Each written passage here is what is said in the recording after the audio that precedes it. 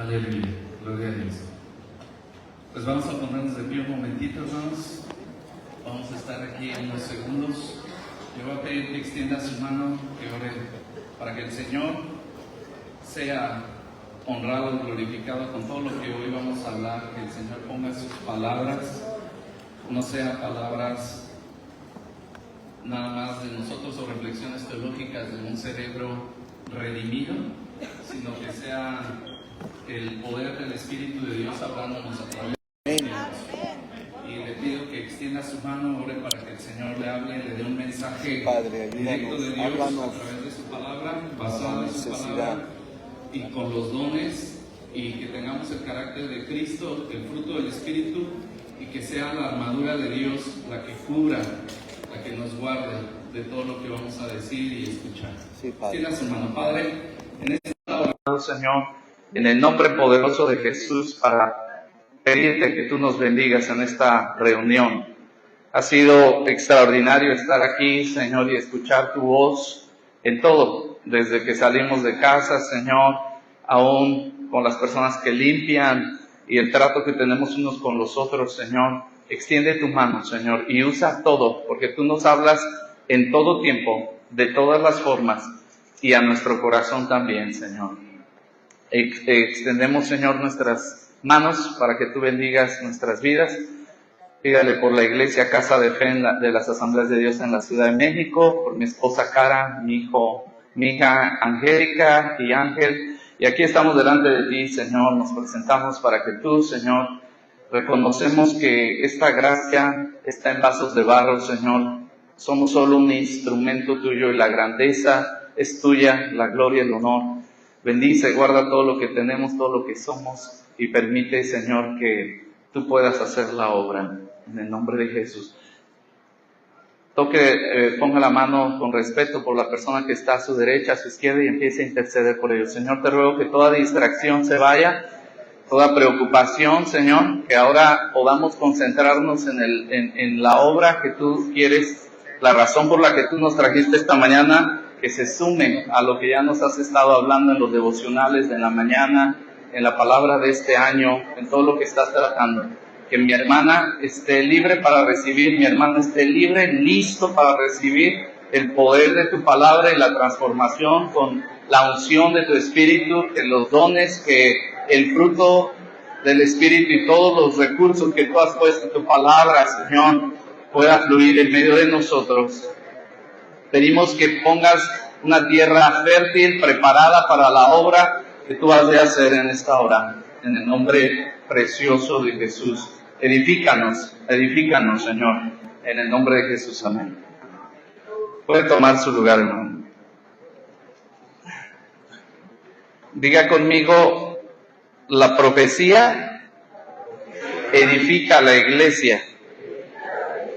Pero si la iglesia no edifica, pierde efectividad la profecía. Entonces, la profecía en sí misma no es nada si no proviene de Dios y no hay un instrumento. La iglesia es instrumental porque es el instrumento que Dios utiliza para transmitir la profecía. Y si no hay un mecanismo, un medio, si no hay ese medio, entonces, si no hay disposición, entonces no importa qué tan poderosa sea la profecía, no tiene efecto, porque la iglesia es la que es el instrumento para ministrar los dones en la tierra. Entonces, vamos a la que sigue, por favor. El mensaje, dice William Barclay, que el mensaje de un profeta radica en el testimonio personal de su vida, aún más que en el testimonio hablado de sus palabras. El poder de la profecía no solamente radica en la fuente que es Dios, sino también en el instrumento que Dios utiliza para transmitir esa palabra, y también el testimonio de esa persona o de ese ser humano que transmite la palabra. Entonces, no solamente es el don, sino también es el testimonio de la persona que Dios utiliza. La que sigue, por favor. La profecía sigue siendo indispensable para la edificación de la iglesia, ya que es instrumental dentro del plan misionero de Dios. La misión de Dios es salvar al hombre. La visión de Dios es hacerlo a través de su Hijo Jesucristo bajo el poder del Espíritu Santo. No es nuestra misión como tal, somos comisionados. Y tiene un final. Y dentro de este periodo, Dios va a utilizar todos sus recursos para que conozcamos el plan salvador y para que ese plan salvador vaya y rescate y tome efecto en la vida de las personas. Entonces vamos a ver algunas características de la profecía que realmente edifican, porque hay profecías falsas, hay profetas falsos, y de tal manera que la profecía a la que nosotros nos vamos a referir y a la que Pablo se refiere en 1 Corintios capítulo 14 es a la profecía que edifica, y esa profecía que edifica tiene características. Vamos a ver el bosquejo, la proposición. Les propongo que veamos la profecía en 3 elementos que son el bosquejo que nos presenta el apóstol Pablo. Primero, la que edifica es la que se fundamenta sobre la palabra de Dios, es decir, sobre la ley, los profetas y los salmos. Diga conmigo: ley, profetas y salmos. Cada uno de ellos dan testimonio de la profecía que Dios reveló en el Antiguo Testamento. Pero también tiene una dimensión, no solo edifica, sino también es demoledora. Exhorta, pero el mensaje es central. No solamente exhorta para que se haga lo que Dios quiere, sino exhorta para que volvamos a la relación de intimidad con Dios, y esta relación no puede ser más que a través de Jesucristo. Pero también consuela, no deja todo demolido, sino que consuela, y esa consolación la da el Paracletos a través de sus instrumentos, sea nombre, sea palabra, sea milagros, sea señales. Pero al final de cuentas esa consolación es neumatológica más que escatológica, y es lo que nos proponemos platicar en esta hora. Número 1, la que sigue. El Antiguo Testamento, diga conmigo, el Antiguo Testamento es la palabra de Dios. Es decir, que desde el Génesis nosotros vemos el mover profético, y el mover profético no es a través de un ser humano. El mover profético es a través de la esencia misma de Dios. Entonces la voz de Dios es profética por esencia, porque la voz de Dios transmite su voluntad, que es lo más importante de la parte profética. No es la parte predictiva, ni tampoco es la parte que apela a algo desconocido en el pasado, ni tampoco enfatiza sobre lo que está pasando oculto en el corazón de los hombres en el presente, sino lo que enfatiza el poder de la profecía es que es la voz de Dios hablando su voluntad en el momento en el que el Señor la está enviando, y tiene un objetivo: reconstruir una comunión con Dios. Y lo vemos nosotros desde Génesis, la que sigue. Génesis 3:15 dice: y pondré enemistad entre ti y la mujer, y entre su simiente y la simiente suya, esta te herirá en la cabeza y tú la herirás en el calcañar. Vemos los 3 elementos. Número 1, edifica. Va a edificar una nueva relación. Va a destruir la relación que se había hecho entre el hombre y la mujer, y va a traer un consuelo eterno a través de una restauración más poderosa que el pecado, y es ese poder del Espíritu Santo que rompe todo pacto antiguo. De tal manera que ahí vemos nosotros el trazo misionológico de un Dios que ha trazado un plan para salvar a su humanidad, para salvar a su generación. La que sigue, por favor. A partir de ese momento, dice Stanley Horton, que a partir del momento que Dios declara esa profecía, nosotros sabemos que todo el devenir histórico nos acerca al cumplimiento de la voluntad original de Dios. Hasta Apocalipsis, entonces, nosotros vamos a ver que esta profecía se va a cumplir en su totalidad. Y el que está respaldando esta voz profética es Dios mismo. De tal manera que la Biblia va desarrollando gradualmente un plan de redención con las promesas Esas promesas son profecías. Esa profecía se le da primero a Abraham, de que será él el que sea la simiente, de su simiente van a ser ese guiador. También se le da la promesa de la tierra de Canaán, de que poseerá una tierra y que de él surgirá un pueblo de sacerdotes y profético. A David se le da también esa ratificación de la promesa o de la profecía, y los profetas del Antiguo Testamento la confiesan, la declaran, los salmos la cantan, y esa promesa que apunta hacia el futuro y hacia la venida del Señor Jesucristo se consuma con el triunfo final y la venida y el establecimiento del reino milenial, para que ahora sí toda su familia esté en una comunión a través de Jesucristo bajo el poder del Espíritu Santo. La que sigue, por favor. Las palabras que en el hebreo se utilizan para hablar acerca de la profecía nos revelan que no solamente tiene un elemento predictivo, sino que es una enseñanza, pero esta enseñanza es una inspiración, de tal manera que conecta el ministerio magisterial con el ministerio profético, que van de la mano. Entonces no solamente son hombres que hablan la voluntad de Dios, sino que son hombres que enseñan la voluntad de Dios que ya se reveló y que están bajo la custodia, de tal manera que podemos decir que la profecía es el semáforo de Dios. Diga conmigo, el semáforo de Dios. El semáforo. Tiene un alto, rojo, tiene una precaución, anaranjado, y tiene un verde. Siga, continúe por este camino. Entonces, esos tres elementos, que es la edificación, el fundamento, que es la palabra, la exhortación, que nos habla de ese foco anaranjado, cuidado, estás desviándote del camino, tienes que regresar a la comunión original. Y número 3, tiene que exhortar para que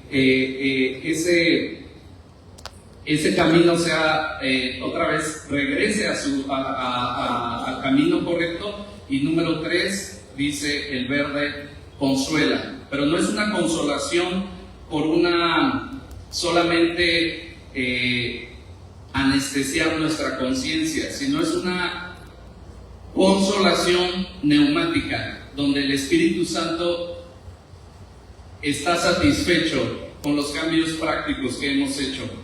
Y de ahí se desprende entonces el trabajo profético, tanto de los hombres como de las mujeres que en el Antiguo Testamento fueron nombradas como con esa función, con ese oficio de ser hombres y mujeres ungidos con la voluntad de Dios para guiar al pueblo a que no se desvíe. Pero también vemos, la que sigue por favor, que en el diccionario Kittel nos menciona también que hay grupos proféticos. Acá los consultó ahí en 1 de Reyes 22. Eliseo parece ser ese hombre que Dios vio en una comunidad profética con filiales que estaban en Betel, Jericó y Gilgal, y lo vemos como cuando antes, previo a que Elías sea llamado a la presencia de Dios, ellos van recorriendo y van edificando esos lugares antes de que el Señor llame a Elías. La que sigue. También William Barclay lo define de esta manera, y por eso es que se me hizo muy interesante. El profeta para William Barclay es el que ha recibido de Cristo el mensaje que trae a las personas y cuyas palabras y obras son al mismo tiempo un acto de testimonio de Cristo. Entonces, el profeta no solamente anuncia la voluntad de Dios, echando mano del pasado, presente o futuro. El profeta no solamente dice lo que los demás deben de hacer, sino que su conducta también habla acerca de la fidelidad del mensaje que está transmitiendo. Y eso lo vemos nosotros hasta Apocalipsis, cuando dice en el capítulo 19 que el espíritu de la profecía realmente es Cristo, y el centro de la profecía es Cristo.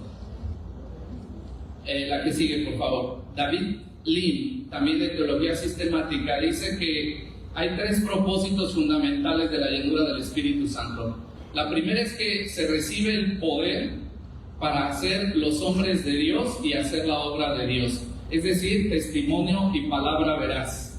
También se recibe el Espíritu Santo y eso nos recuerda ese deseo que está ahí en Éxodo 19:5 de que somos una comunidad de reyes y sacerdotes. Dice Éxodo 19:5: ahora pues, si dieres oído a mi voz y guardares mi pacto, ustedes serán mi especial tesoro sobre todos los pueblos, porque mía es toda la tierra, y vosotros me seréis un reino de sacerdotes y de gente santa. Estas son las palabras que le dirás a los hijos. De tal manera que nosotros no confesamos o no declaramos lo que nosotros queremos para hacer sentir bien a la gente. Es la voz de Dios la que nos indica qué debemos de decir y qué debemos de hacer. La comunidad entonces es de reyes y sacerdotes, pero también es una comunidad profética. En el Antiguo Testamento vemos que Moisés reúne a 70 personas y le pide a Dios que ese espíritu que hay en él también esté en los demás. Y entonces se derrama el Espíritu Santo y esas personas empiezan a hablar la voluntad de Dios, a trazar en el pueblo la voluntad de Dios, a corregir lo que está mal de acuerdo a la palabra, a la ley que Dios le dio a Moisés. Pero también el profeta Joel declara que en los postreros días ese derramamiento iba a generar que no solamente sobre los sacerdotes y los profetas, sino que sobre toda carne iba a venir un derramamiento, y dice, la señal es que van a profetizar. Así es que la profecía en el Antiguo Testamento es nuestro fundamento para la profecía en el Nuevo Testamento.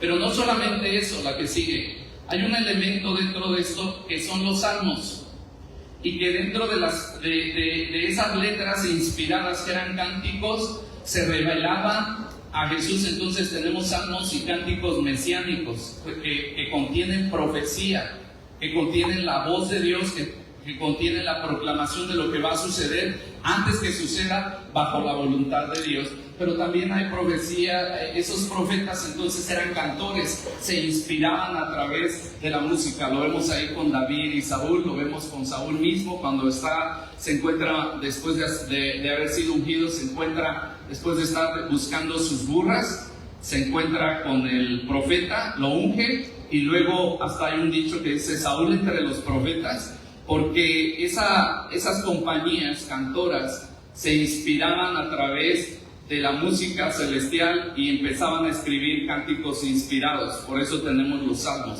Entonces la profecía la tenemos en la ley, porque es la voluntad de Dios a través de la autoridad. La tenemos en los profetas, que son ese semáforo de Dios para decir: vas mal, detente, sigue avanzando por ahí, Dios tiene buenas cosas para usted. Pero también a través del cántico inspirado, del cántico que surge del corazón. La que sigue. Entonces Dios pone su palabra en los labios de Jeremías. Vemos otro profeta. Cuando Dios la da, él debe pronunciarla. No es una situación de posesión que anula su voluntad, pero sí lo forza a que él dice: me sedujiste, fuiste más poderoso tú. Yo ya no quería hablar por los problemas en los que me meto. ¿Cuántas veces usted ha tenido dudas si debe de decir algo o no debe de decir algo, pero el Espíritu te empuja y te dice: tienes que decirlo asertivamente, de la manera correcta, con la actitud correcta, a las personas correctas, en el momento correcto? Dios le dice a Jeremías: tienes que hablar y tienes que denunciar el pecado y tienes que vivir de acuerdo a lo que tú estás predicando. El juicio entonces recae ya no sobre el profeta, ahora recae sobre los que se oponen a la voluntad de Dios. La profecía por sí misma se va a cumplir, porque el que la respalda no es el que la predica, no es el que la practica, es el que es la esencia de la profecía, que es Dios. Y su voz profética nadie la va a detener. Por eso es que la palabra de Dios es profética. El cielo y la tierra pasarán, pero sus palabras no pasarán.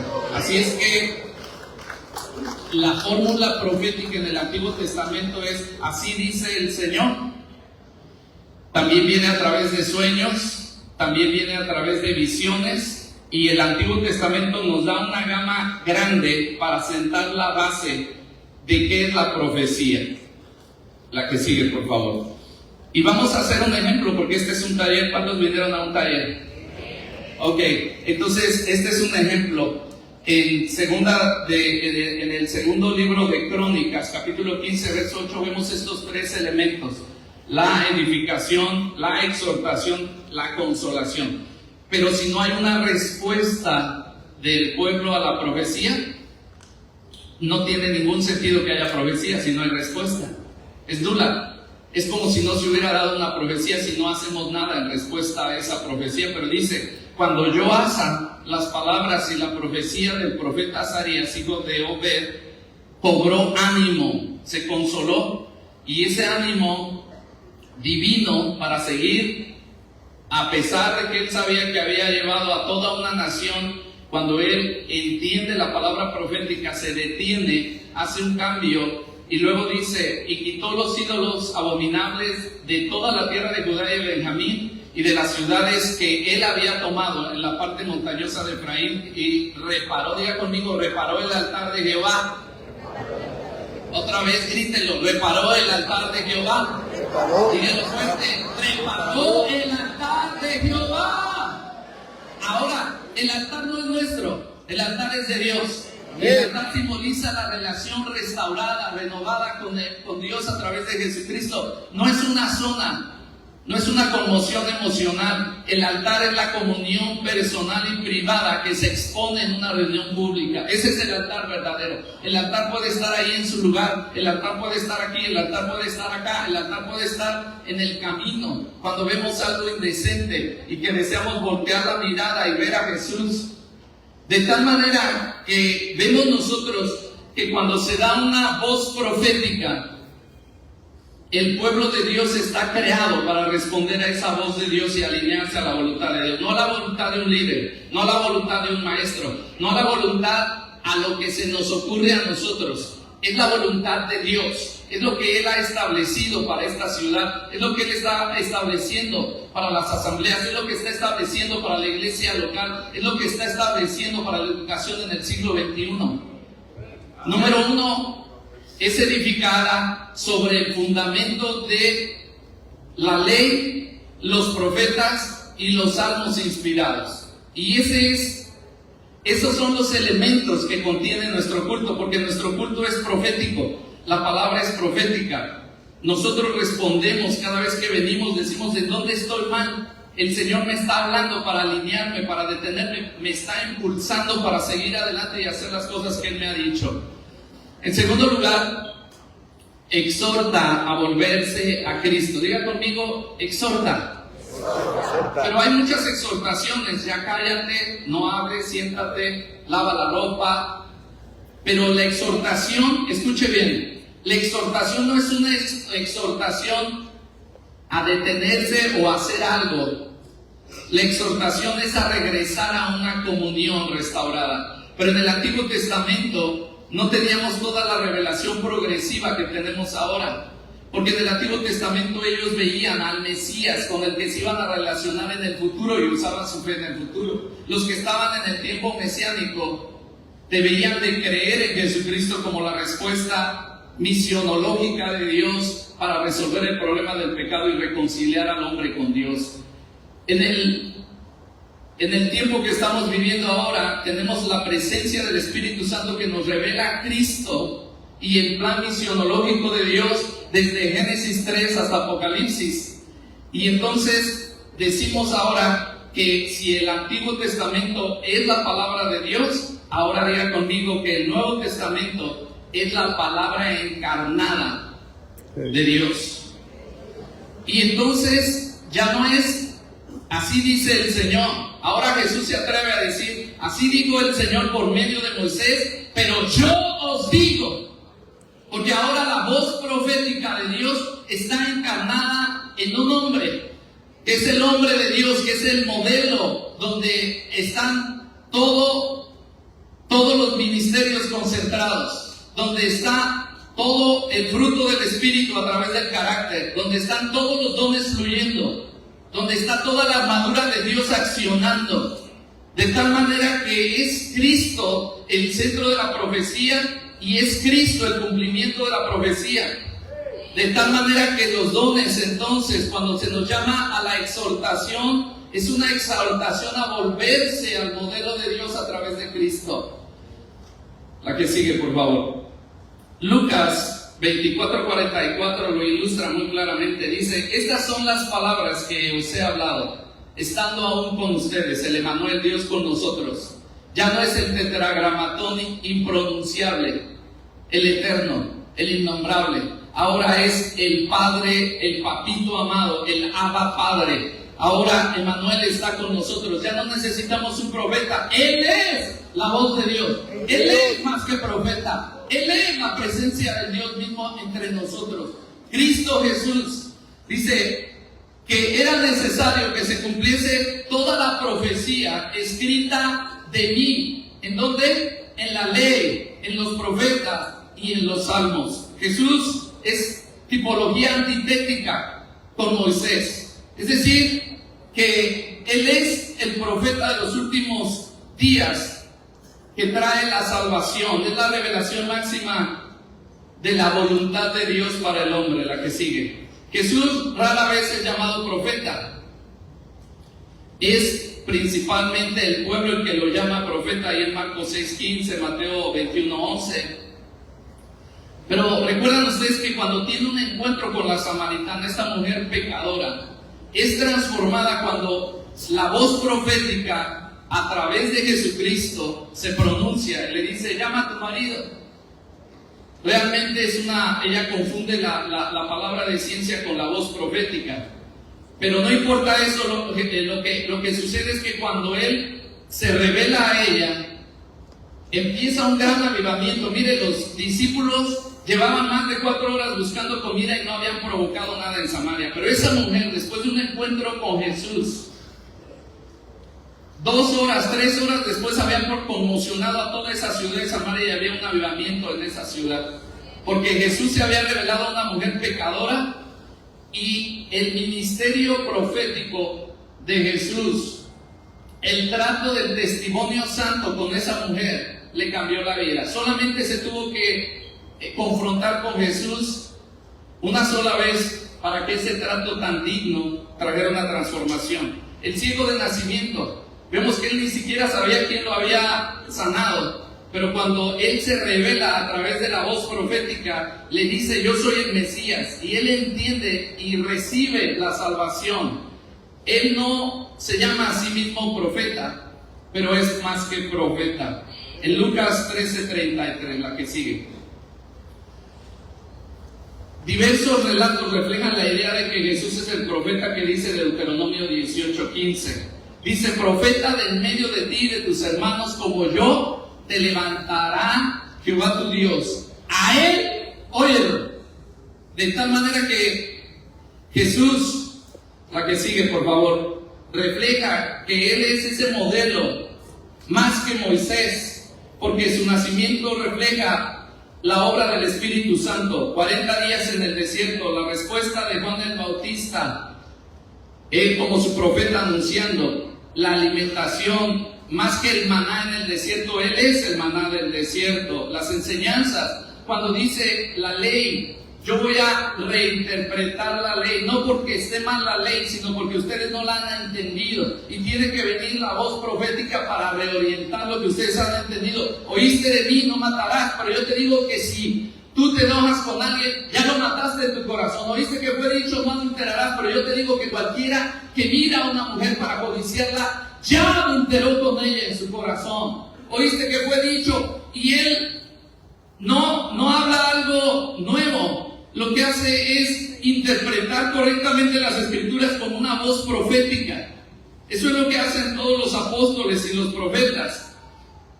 Hablar la voluntad de Dios, la que sigue. El caso de Juan el Bautista.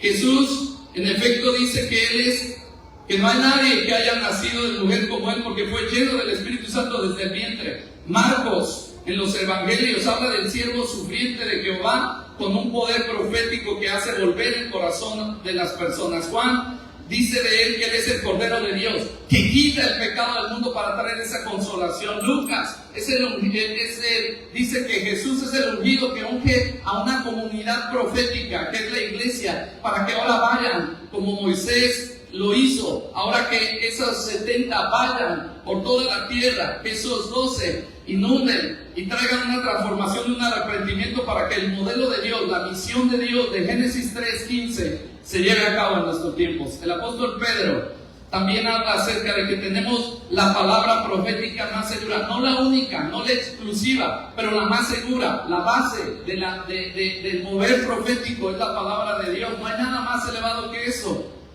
Pero nosotros nos contamos con lo que dice Kenneth Boa en relación a la cesación.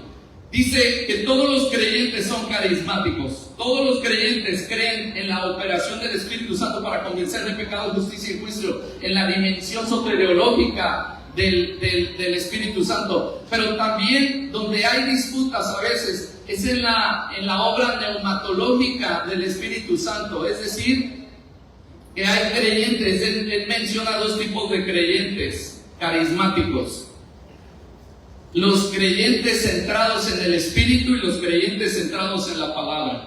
Los que consideran que es la palabra, los que consideran que es el Espíritu. Pero Lucas fusiona ambos y dice: no podemos divorciar el Espíritu de la palabra ni la palabra del Espíritu, porque la palabra es resultado de la inspiración profética del Espíritu Santo.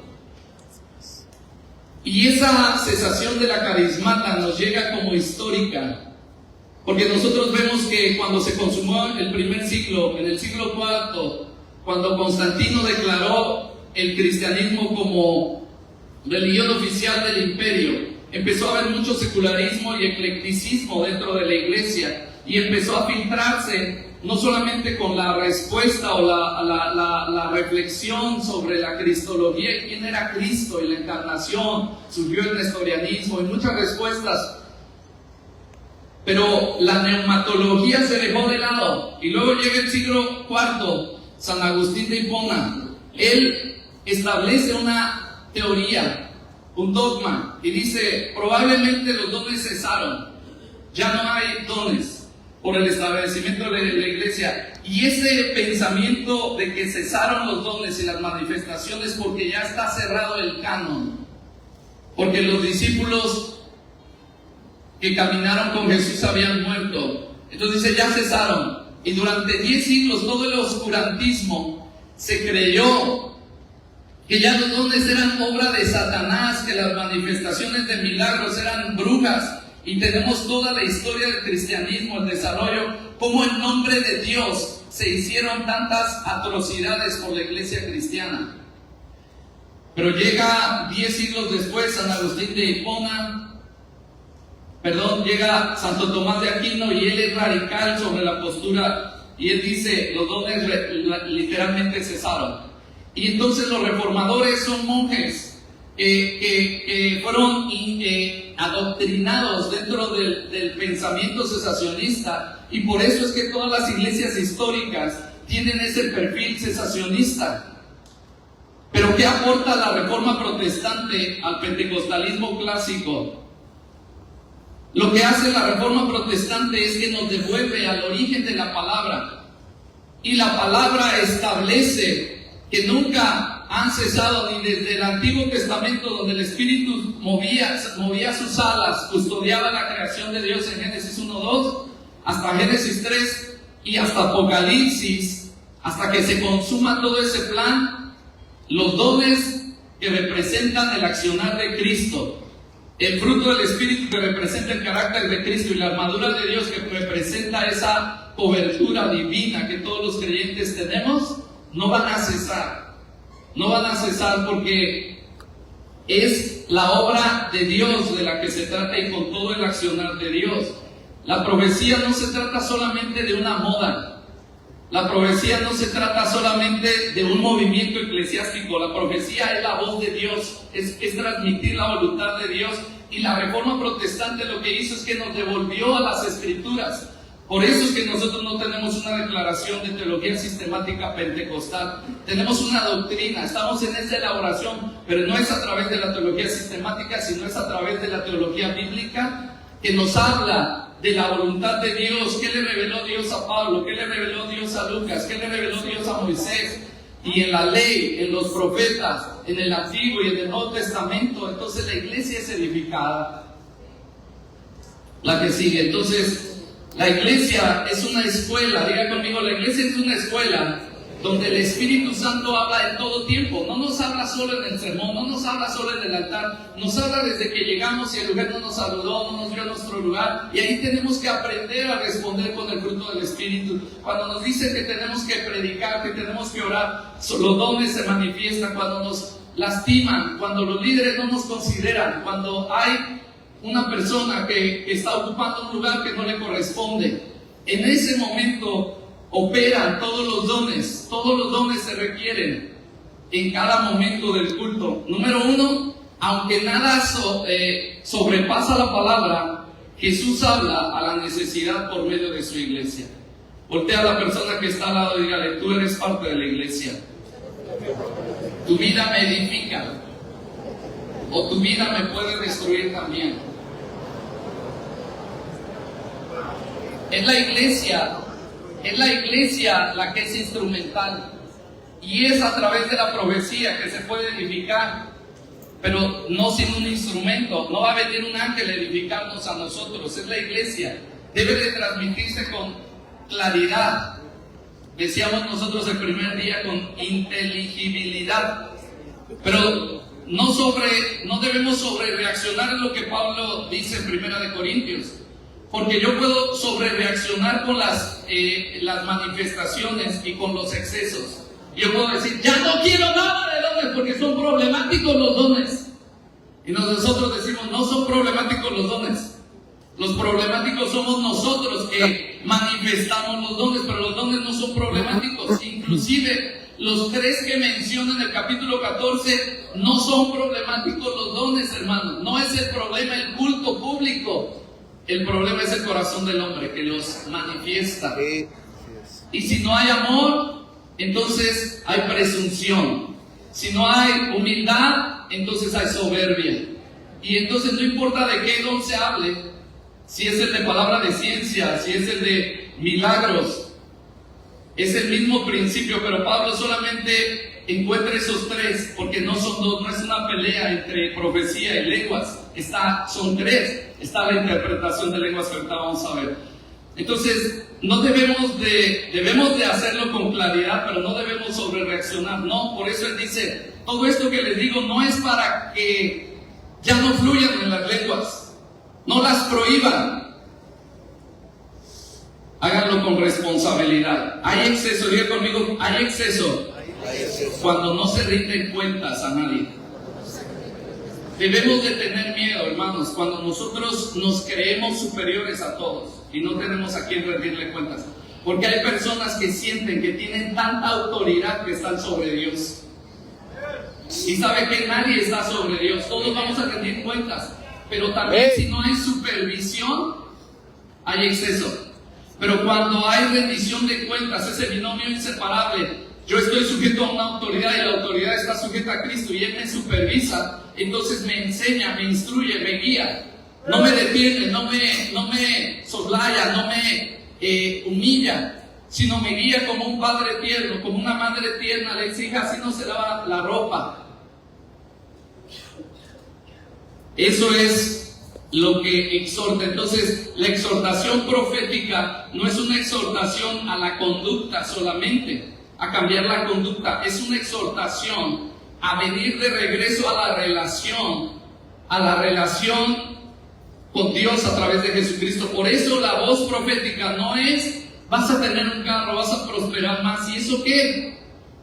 ¿Eso para qué lo quiero? Es que quiero estudiar esto. Dígame algún vidente que haya entre ustedes, algún vidente para que me diga si me debo de casar con esta muchacha o no. ¿Es la güerita o es la morenita? ¿Es la de costa o es la del norte? ¿Con cuál? Y entonces viene el profeta y nos da una palabra de guía y determina si es melón o es sandía. Pero la voz profética no tiene un espíritu morboso de conocer el pasado, el presente o el futuro de una persona. La intención es transmitir la voluntad de Dios a esa persona, que le dé tanta vergüenza que sepa que Dios lo está viendo, que sepa que Dios sabe lo que hicimos el verano pasado y que sepa que Él nos quiere traer a una relación restaurada con Cristo. Nos quiere revelar a Cristo, nos quiere revelar el fruto, que es el carácter de Cristo. En tercer lugar, hermanos, es un consuelo neumatológico, más que escatológico. Sí, estamos viendo los últimos tiempos, pero tiene que ser un consuelo del Paracletos. Vea usted 1 Corintios 14:3 dice: pero el que profetiza habla a los hombres para edificación, exhortación y consuelo. Es la palabra profeteo, que habla acerca de revelar los misterios de Dios, y tiene un significado del consejo divino. Y sí, es predictivo, pero también puede revelar algo del pasado, del presente que no esté bien o que esté muy bien, para poder animar a alguien a que sigue. La profecía, vea usted que en 1 Corintios 14 el mensaje es espontáneo, inspirado por el Espíritu Santo. Es una lengua conocida. El Espíritu ilumina ese proceso del reino de Dios, revela los secretos del corazón de los seres humanos y pone a los pecadores bajo una convicción de que yo estoy muerto, voy al infierno si sigo haciendo esto, pero hay esperanza. Puedo volverme a Cristo, no importa qué posición, no importa cómo sea. Y tenemos un ejemplo en Hechos 15:32, y dice: y Judas y Sila, como ellos también eran profetas, enseñaban, tenían el ministerio magisterial también, consolaron y confirmaron a los hermanos con abundancia de palabra. También la importancia es la que sigue, la importancia es el desarrollo hacia la madurez. Diga conmigo, no nos centramos en la importancia del don profético. El pasaje no se centra en la importancia del don profético. La importancia es la edificación de la iglesia. Ese es el tema central. Y hay no solo dos dones que están en juego, sino son tres. Está la interpretación de lenguas. Si nosotros solamente ponemos a competir el don de profecía contra el don de lenguas, no es correcto, porque ahí no son dos dones que están contraponiéndose. Más bien está hablando acerca de la edificación, estamos hablando de la edificación colectiva sobre la edificación privada. No es malo ser edificados privadamente, pero cuando estamos colectivamente trasciende la colectividad sobre la individualidad, es lo que dice. Es la adoración, es el evangelio, es el evangelismo que se da, porque entonces ¿cómo van a tener los indoctos conciencia de que Dios es poderoso? La que sigue. Hablar en lenguas nos edifica personalmente. Tenemos ese uso que es la señal inicial de carácter físico. Tenemos la edificación del creyente, pero hay otro que no hemos mencionado, que las lenguas interpretadas equivalen ¿a qué? A profecía. Entonces, la resolución en un culto público no es cesar que las lenguas cesen, es pedirle a Dios que traiga la interpretación. Y yo les quiero dar un testimonio. Yo cuando me convertí no tenía nada de conocimiento teológico, no sabía nada de esto.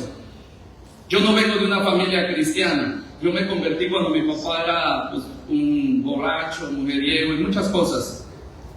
Pero yo cuando llegué y recibí el bautismo con el Espíritu Santo, yo pensé que todos entendían las lenguas, porque yo entendía lo que estaban diciendo ahí en las lenguas. Y entonces yo nunca me puse a pensar en que si alguien no entiende lo que está hablando en lenguas. Porque cuando yo recibí las lenguas, recibí también la interpretación de esas lenguas. Y entonces, cuando venía un mensaje al altar, yo sentía el impulso de pasar y de tomar el micrófono y decirlo. Pero me daba miedo. Entonces le decía al Espíritu Santo: si eres tú, dile a la persona que está aquí a mi lado, él se ve que sabe más que yo, que pase. Y daban el mensaje y la interpretación, yo decía, sí, eso es. O daban otro mensaje y yo decía, no me parece. Y ya tomaba el micrófono el pastor y decía lo que habían dicho las lenguas. De tal manera que yo pensaba, en mi ignorancia, que todos los que recibían el don de lenguas sabían interpretar. Pero entonces aquí Pablo lo que está diciendo es que si estamos edificándonos, tenemos que ver que la edificación, pero la pregunta es, si nosotros no nos edificamos privadamente, ¿cómo vamos a públicamente edificarnos, hermano? La oración privada revela el corazón y la intención con la que hacemos todo el público, hermanos. Si nosotros no tenemos una vida de intercesión, de lenguas, de oración, de profecía privada, entonces nuestra motivación al estar enfrente es deslumbrar a las personas. La que sigue, por favor. La cita de Romanos 12:15 procede de la literatura sapiencial. Todo lo que dijeron los apóstoles, sea quien sea, inclusive Jesús, se basaron en lo que estaba ya escrito. Y entonces esa es la dimensión profética. Entonces, quiero pedirles que se pongan de pie, hermanos. Estamos en un taller y yo quiero terminar estos minutos diciéndole que el Señor nos ha dado la profecía, las lenguas y todo. Son 9 dones.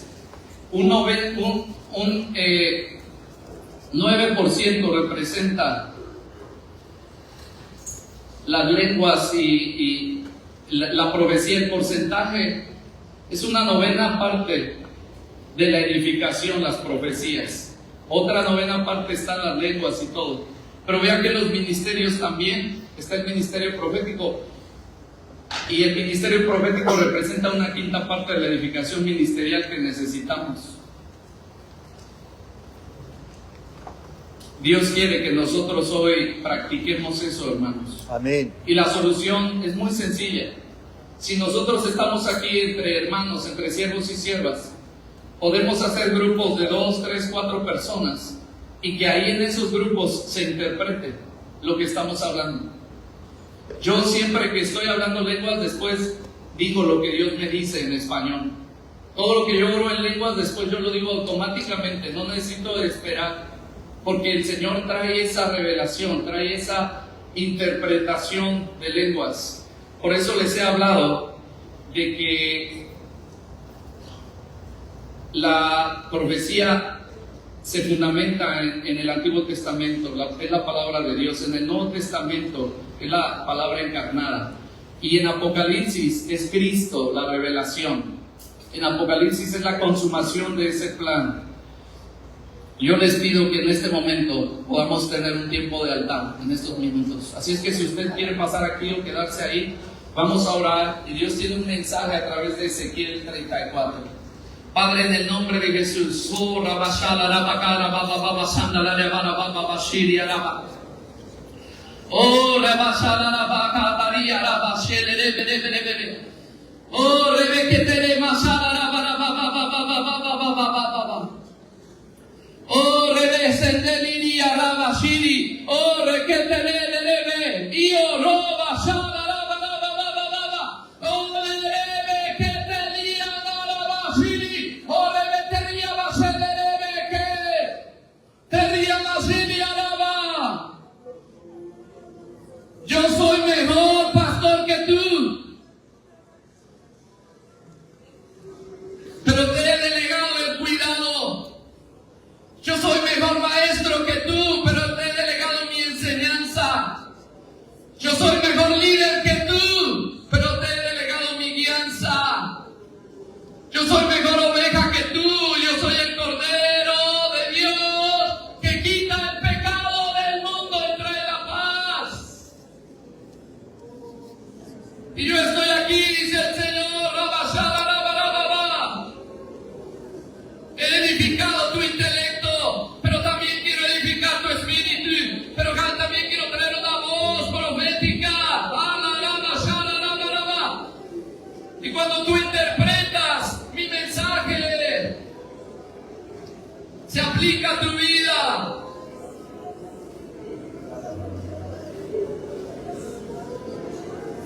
Se aplica a tu vida. Él está aquí contigo. Y tiene una palabra para reprenderte. A través de Ezequiel 34 vino a mí palabra de Jehová diciendo: hijo de hombre, profetiza contra los pastores de Israel. Profetiza y guía a los pastores. Así ha dicho Jehová el Señor. ¡Ay de los pastores de Israel que se apacientan a sí mismos! No apacientan los pastores a los rebaños. Comen la gordura y se visten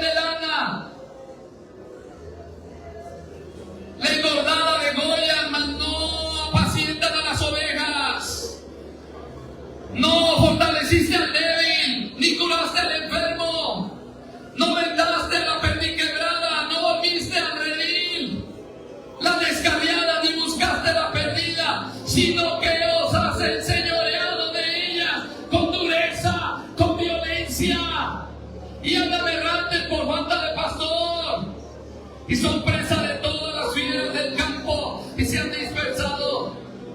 Anduvieron perdidas mis ovejas por todos los montes y en todo collado alto, y en toda la faz de la tierra fueron esparcidas mis ovejas, y no hubo quien las buscase, ni quien preguntase por ellas. Porque pastores, oigan la palabra de Jehová, vivo yo, ha dicho Jehová el Señor, que por cuanto mi rebaño fue para ser robado y mis ovejas fueron para ser presa de todas las fieras del campo sin pastor, ni mis pastores buscaron mis ovejas, sino que los pastores se apacentaron a sí mismos y no apacentaron mis ovejas. Por tanto, oh pastores, oíd palabra de Jehová, así ha dicho el Señor, he aquí, yo estoy contra los pastores y demandaré mis ovejas de tu mano y les haré dejar de apacentar las ovejas y las pastorearás. Se apacentarán más a sí mismos, se habrán apacentado a sí mismos, pues yo liberaré mis ovejas de su boca y no les será más para comida. Porque así ha dicho Jehová el Señor, y aquí yo mismo iré a buscar mis ovejas y las rescataré. Como reconoce su rebaño el pastor el día que está en medio de sus ovejas esparcidas, así reconocerán mis ovejas mi voz, y las libraré de todos los lugares en que fueron esparcidas en el día nublado y en la oscuridad. Y yo las sacaré de los pueblos y las juntaré de las tierras, las traeré a la propia tierra y las apacentaré en los montes de asambleas de Dios, por las riberas, en todos los lugares habitados del país. En buenos pastos los apacentaré en los altos montes de las asambleas estará su aprisco. Ahí dominarán el buen redil, y en pastos suculentos serán apacentados sobre los montes de Israel. Yo apacentaré mis ovejas y les daré aprisco, dice Jehová el Señor. Yo buscaré la perdida y haré volver al redil la descarriada. Vendaré a la perdiz quebrada y fortaleceré la débil. Mas a la engordada y a la fuerte destruiré, las apacentaré con justicia. Mas en cuanto a ustedes, ovejas mías, así ha dicho el Señor, he aquí yo juzgo entre oveja y oveja, entre cardero y macho cabrío. Os es poco que coman los buenos pastos, sino que también oyan con vuestros pies lo que vuestros pastores de sus pastos quedan,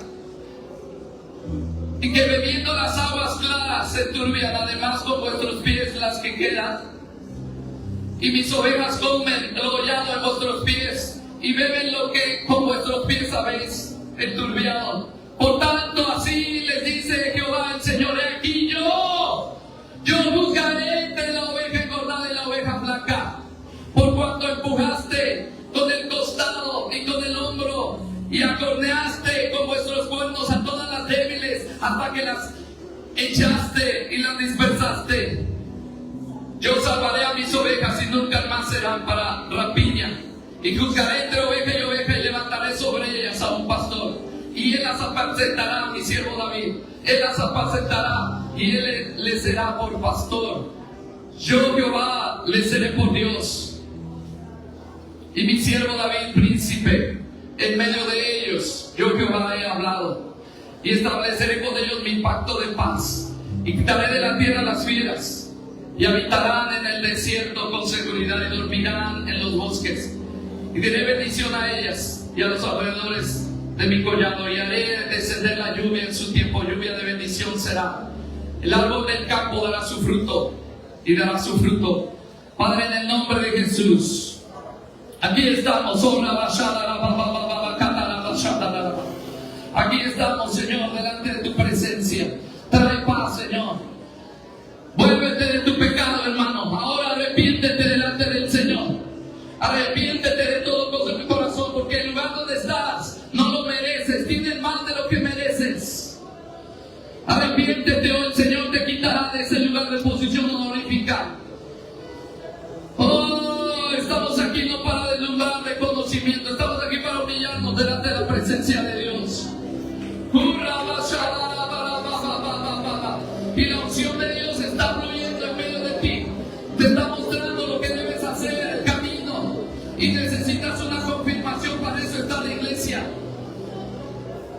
Ahora la unción de la iglesia se pone en práctica.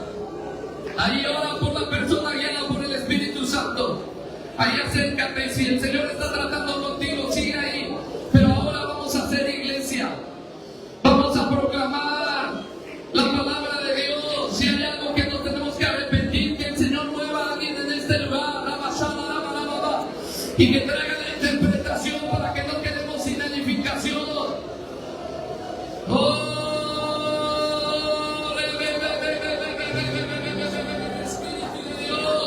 Espíritu de Dios, has puesto fuego en este varón para hacer la obra.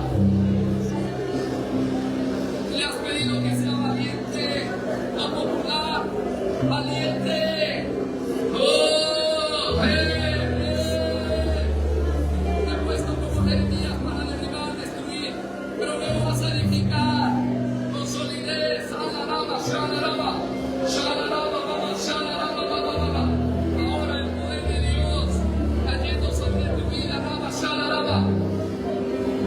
Tocando su corazón, Señor. Tocando su corazón ahora, Señor. Blindado sus oídos, blindado su mente. Retama de renovación poderosa en tu mente, Señor. Raba, shalaraba, baba, baba. Sola. Tú no sigues a un líder. Tú le sigues a mí, dice el Señor. Tú no sigues a un líder. Ahora el Señor está aquí. Si tu líder no te ha visitado, si tú te has sentido resentido, aquí estoy yo. Ven y búscame. Ven y busca consejo.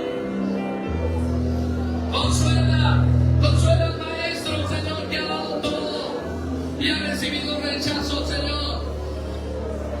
Si nos has exhortado, Padre mío, oh, nos humillamos delante de ti. Es tu rebaño, es tu palabra, es tus enseñanzas. Talaraba, shalaraba. Ahora, Espíritu de Dios, ahora muévete, muévete, Espíritu, como tú quieras. Este es tu tiempo, Señor, hemos hecho lo mejor nosotros, pero te traemos a tus ovejas para que tú trates con ellas. Apártate del pecado, aparta tus sentidos de pecado, aparta tus sentidos de la avaricia. No trabajes para el ojo del hombre, nunca lo has hecho porque ahora has empezado, nunca lo has hecho por el pago. Es la enseñanza de su palabra la que te apasiona. Y está bien que otros no te reconozcan en el liderazgo, pero tú me buscas a mí, tú me buscas a mí y me has encontrado porque me has buscado de todo corazón. Te vi en tu habitación de noche, te vi que me buscabas donde nadie me estaba buscando. Te vi enferma y hoy te sano, dice el Señor. Reciba sanidad de Dios. Oh, voy a hablar de lenguas por sanidad. Así es que si tú estás enfermo y crees que Jesús está aquí y que es el Espíritu de Dios diciendo, yo te sano, roba, levanta ahí tu mano, raba, lo que el Espíritu está diciendo es, recibe de Dios la sanidad, recibe el milagro de la sanidad en tu cuerpo ahora. No es la unción del que predica, es la unción del santo. Recibe ahora, raba, shalaraba.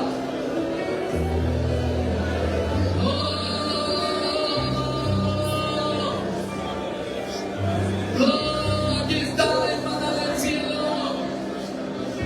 Aquí está el Paracletos para acompañarte.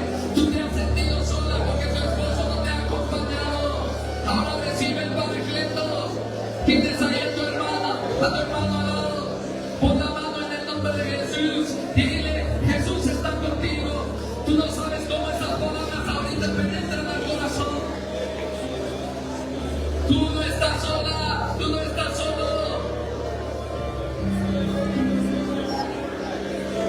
Oh, Garaniela, Machini, revela a Cristo, revela a Cristo ahora, revela a Cristo.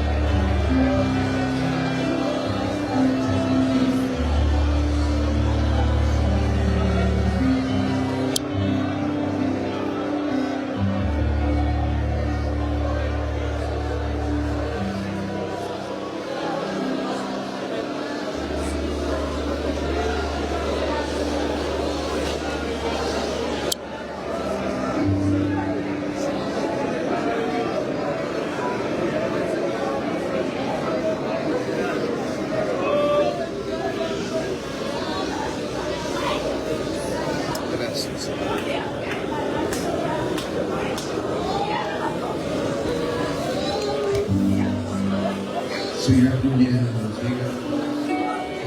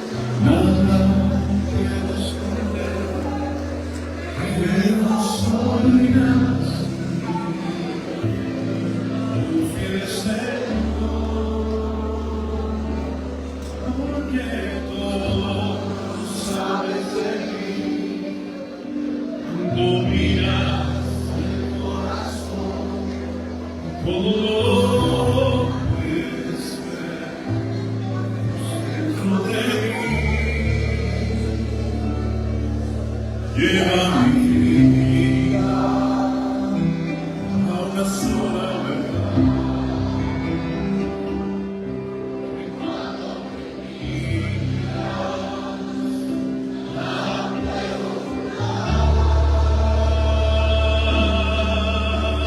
Sé que es tu fidelidad que lleva mi vida más allá de lo que puedo imaginar.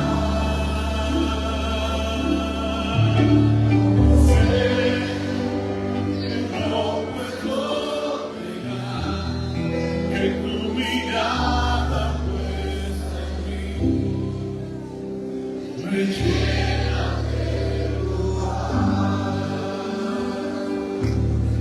de tus ojos revelan que yo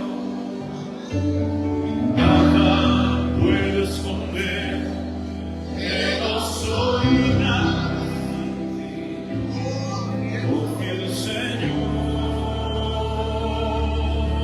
porque no sabes de mí. Cuando miras el corazón, como lo puedes ver muy dentro de mí. Lleva mi vida a una sola verdad, que cuando me miras nada puedo ocultar. Sé que es tu fidelidad que lleva mi vida más allá de lo que puedo imaginar.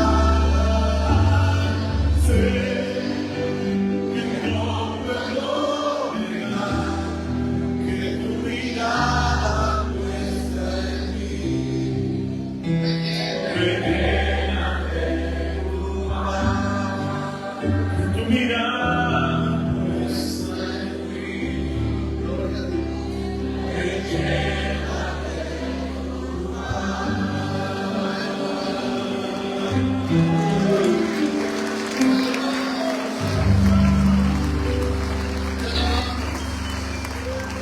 Rey de